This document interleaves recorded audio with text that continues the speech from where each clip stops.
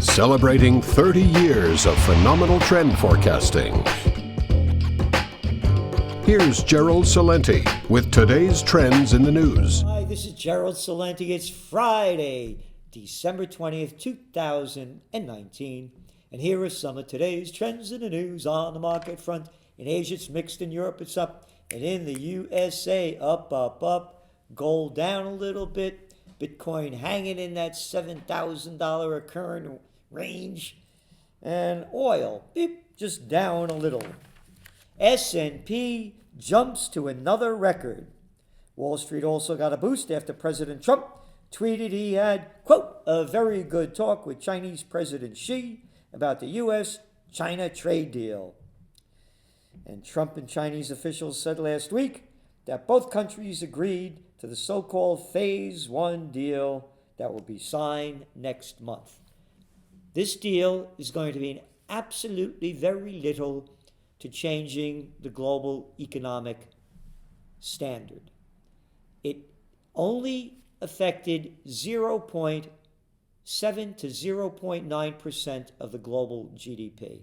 So it's not going to have that big an effect.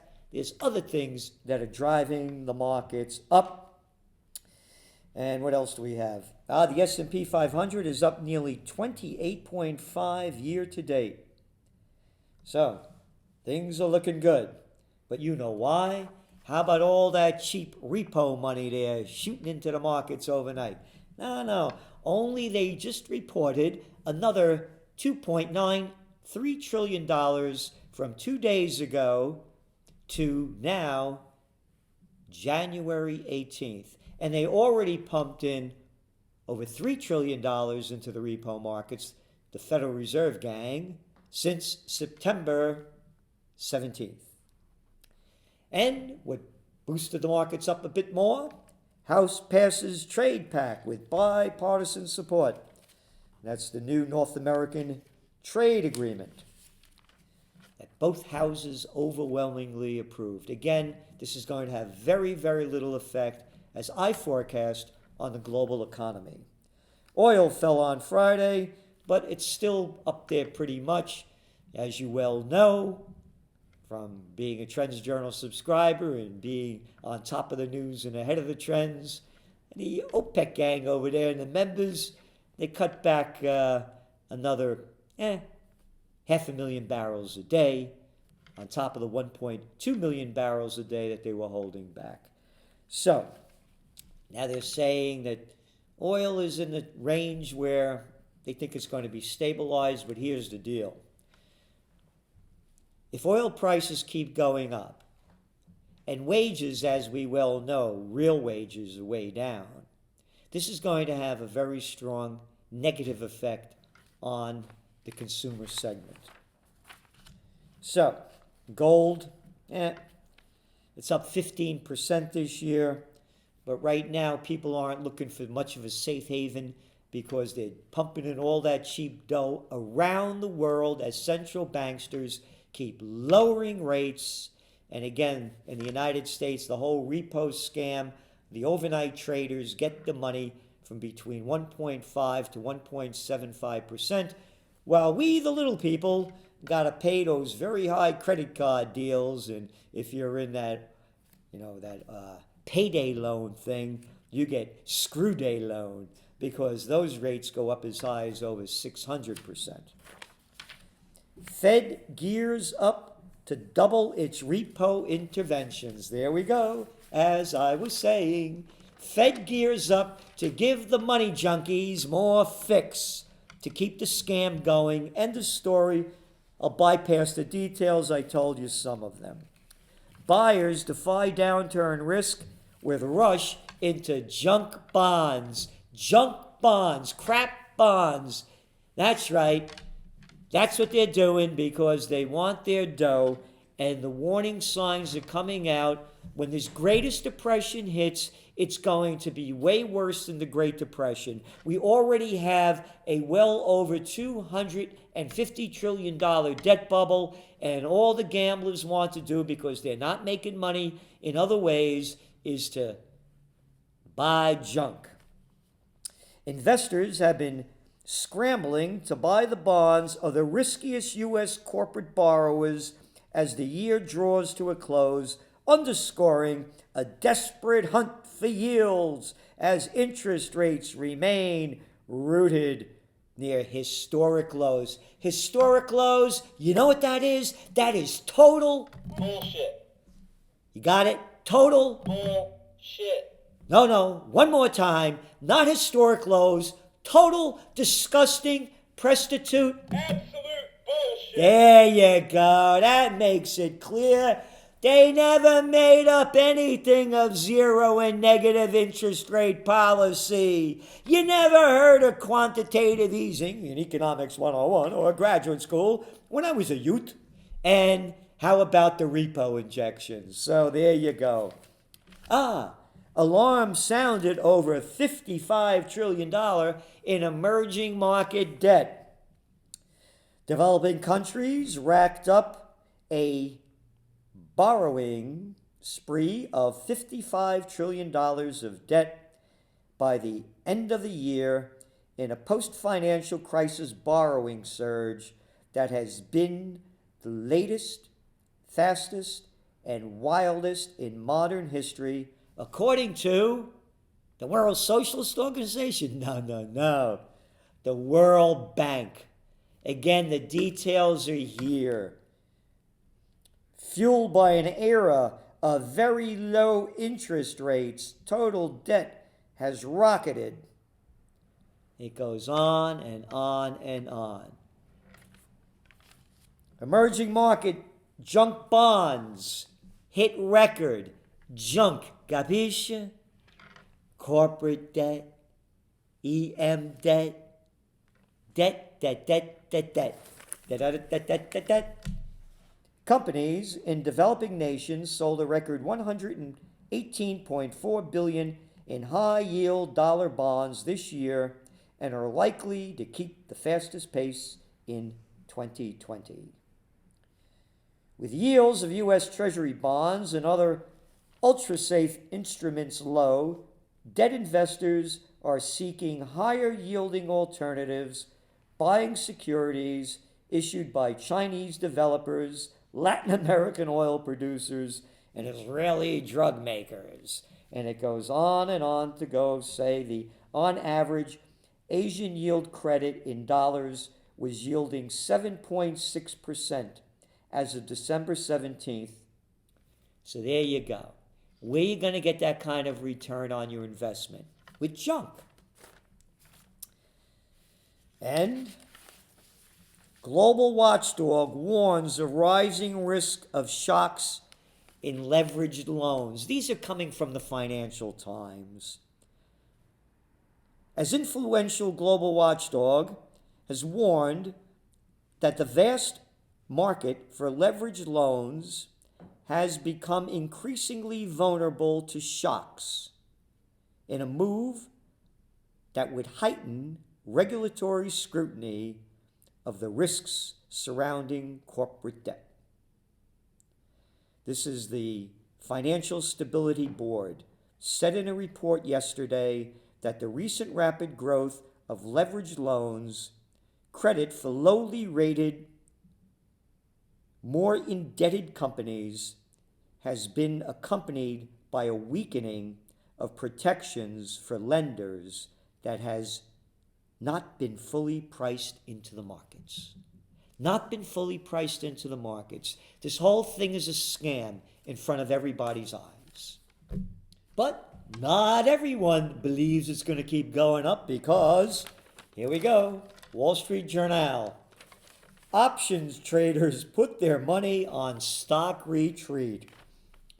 The cost of bearish options relative to bullish ones has been near the highest levels of the past year.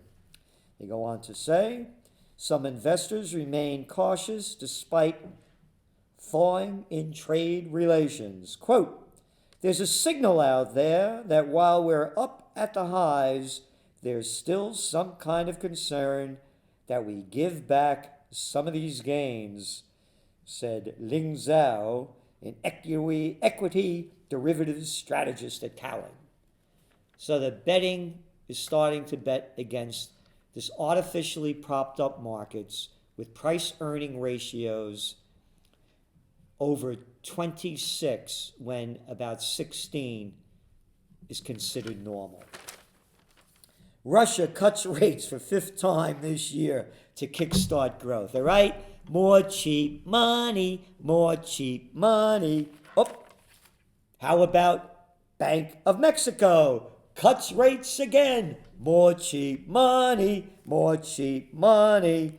The Bank of Mexico cut interest rates Thursday for the fourth consecutive time since August. Japan manufacturing suffers. Okay, one lousy piece of data after another.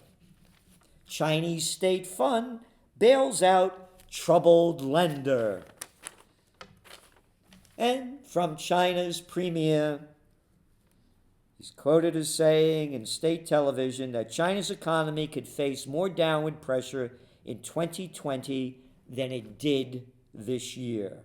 Quote, next year, Chinese economic development is likely to encounter greater downward pressure and face a more complex situation, the Prime Minister said. Okay? Now, this is after the so-called wonderful trade deal.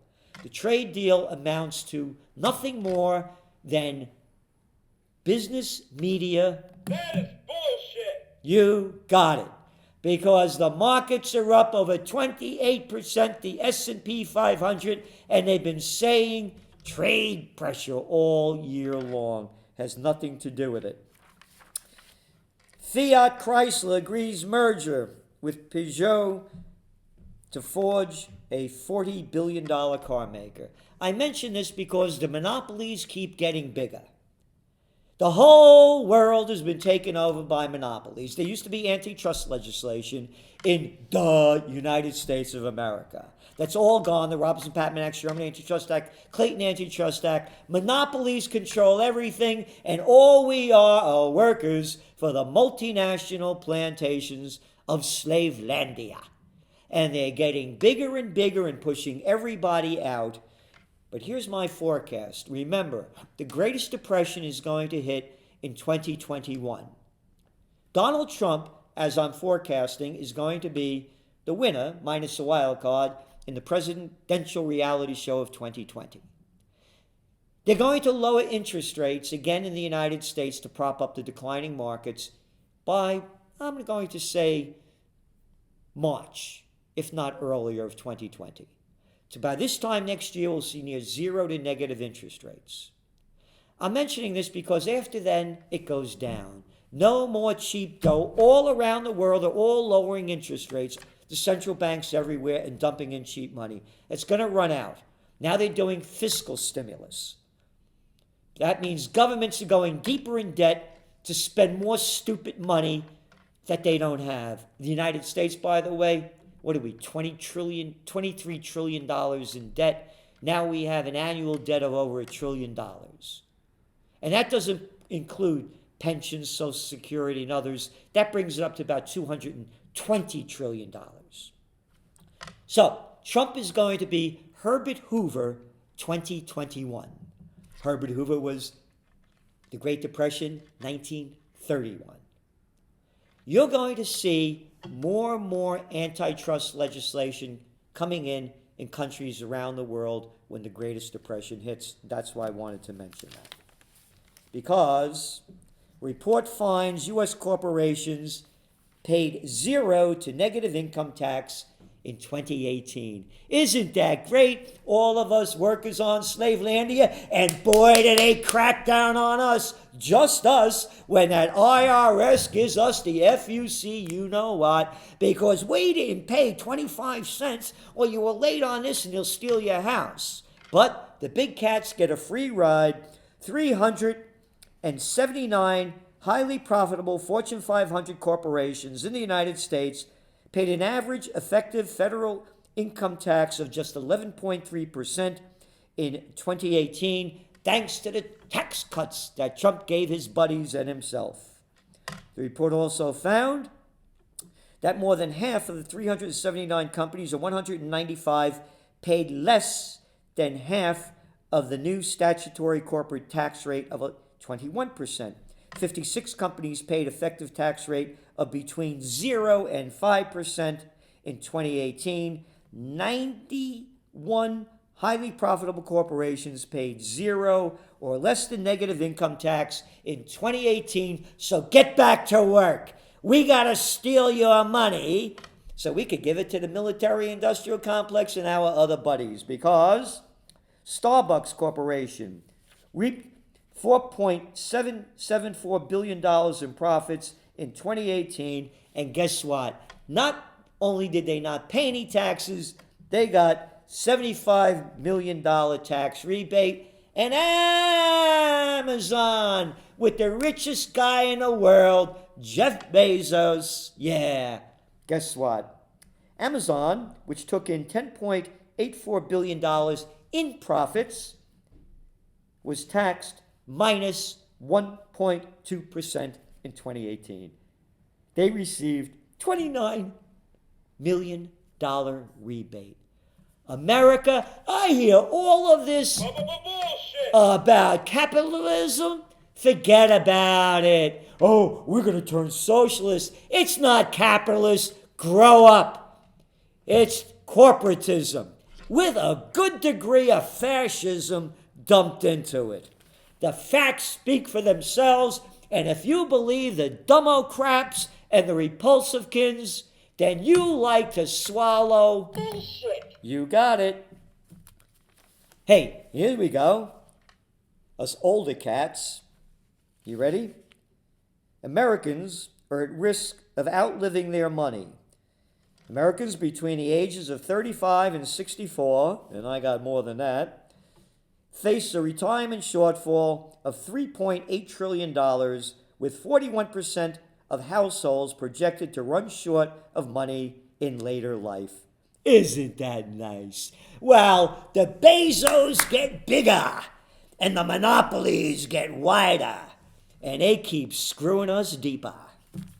It's the American way, and a way going on around the world, but the people are protesting. It's one of our top trends of 2020. Yeah. The New World Disorder. Around the world, Ecuador, Peru, Bolivia, Colombia, Chile, Algeria, France, Sudan, South Africa, one nation after another protesting about the rich getting everything and the people getting nothing. But not in America. Don't forget to vote. Hey, they had the debates on last night, but hardly anybody watched them. Only 8.7 million people.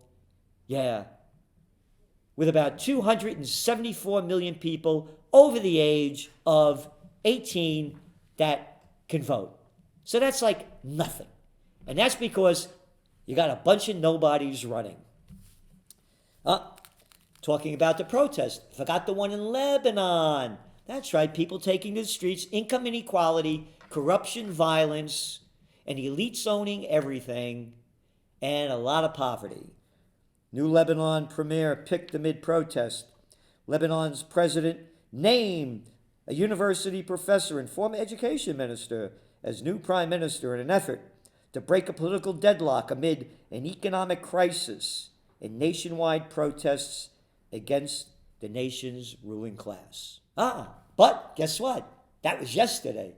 Today, protesters blocked roads across crisis-hit Lebanon to condemn the designation of this new prime minister in a divisive vote that sparked uproar among members of the Sunni community. So, more problems going on.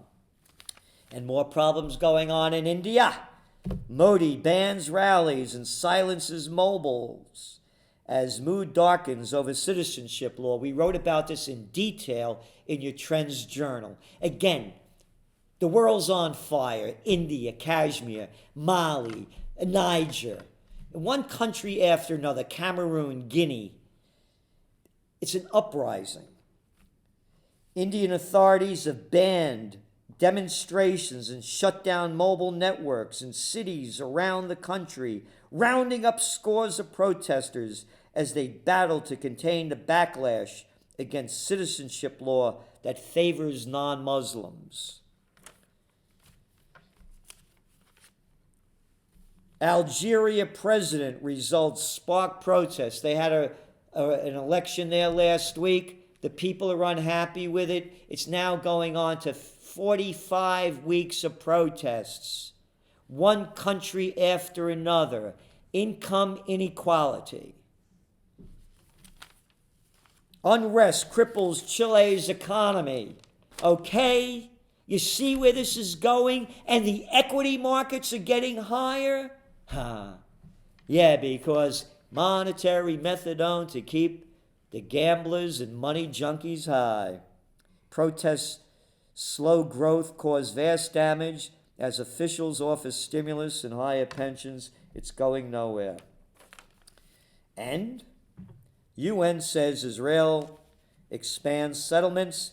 The UN Minister Envoy said Israel advanced or approved plans for 22,000 housing units in West Bank settlements. Isn't that a nice word? Settlements. We're stealing your land. It's a settlement. You know, there's nobody there. Happy trails to you as the wagons go across the desert. That's what they want to make you believe with these words. And it goes on to say, in 3 years since the Security Council UN Security Council condemned settlements in lands that Palestinians claim as their future state. But I may get banned for saying this because, hey, you may call me an anti-Semite because you know what that is. Bullshit. You got it. I'm not an anti-Semite. My last 3 girlfriends were Jewish. There's a lot of garbage that you can't condemn Israel. I could condemn the United States or any other murderous people, but you're not allowed to say anything bad about Israel. Save it. Has nothing to do with the religion. It has to do with the sick people running the show. Just like in America, it has nothing to do with the Constitution or the Bill of Rights. It has to do with the sick freaks, the dumbo-craps, and the repulsive-kins running the show. It has nothing to do with Chile, Bolivia, Argentina, one after another, Algeria. It has to do with the sick freaks running a country and a freak show near you. Speaking of which, Pelosi puts off sending impeachment to Senate, leaving trial in limbo. In limbo. Dun, dun, dun, dun, dun, dun, dun. Limbo. Look at the freaks you got over here. How can any self-respecting human being look up to a Pelosi or a McConnell or a Trump or a Clinton or an Obama or a Bush or a Lindsey Graham or a not-so Nancy Feinstein? Yep, it's a freak show. Didn't put it in limbo. Let's get this straight, boys and girls. There is no impeachment. The impeachment doesn't happen until it goes to the Senate and the trial is not in limbo. To say that Trump got impeached is just total Bullshit. You got it. And this is going to help Trump. Look, if it hurt, do you think the markets would have been up since the phony impeachment went through? They would be down if it had any negative effect. And speaking of the presidential reality show, Bloomberg launches campaign ground game.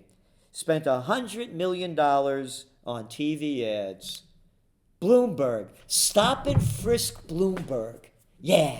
Hey, don't like your color. Don't like the way you look. America, the land of the free. We could frisk you any way we want. Bend over. That's right. That's the Bloomberg. Oh, I'm sorry. I didn't mean to do that. Yeah, when it comes up to him running. But right before it, he was all in favor of it. It's a freak show. Maine's Collins announces she will run for re-election. Senator Susan Collins, Republican of Maine, said she would seek a 5th term in the Senate. 5th term. These people never worked a day in their life. All they do is suck off the public tit. How about Mr. Smith went to Washington? That's right. Went there, did his deed, and then left. No. they stay all their life sucking off the public tit, stealing your money, doing what they want to get paid off by their corporate pimps that people call lobbyists, and imbeciles and morons call campaign contributions when they do what they're paid to do. That's America. The land of the free, the land of the run by imbeciles. And to me, if you want to follow them, knock yourself out, because they're not for me. And by the way, we'll see you next Friday, because we're going to take a break now. It's Christmas time. So Buon Natale. And by the way, consider giving a gift of peace to Occupy Peace, to stop these murderous wars and bring liberty, love, joy, and beauty back to the human soul. Because without it, you can see where this is heading, especially Trends Journal subscribers. We're heading to World War III. The world is on fire. If this isn't reversed, it's only going to get worse. So consider giving a gift of peace. And as for me, it's the birth time of the Prince of Peace, and he's my kind of guy, the Prince of Peace, and I'm a warrior for the Prince of Peace. Buon Natale.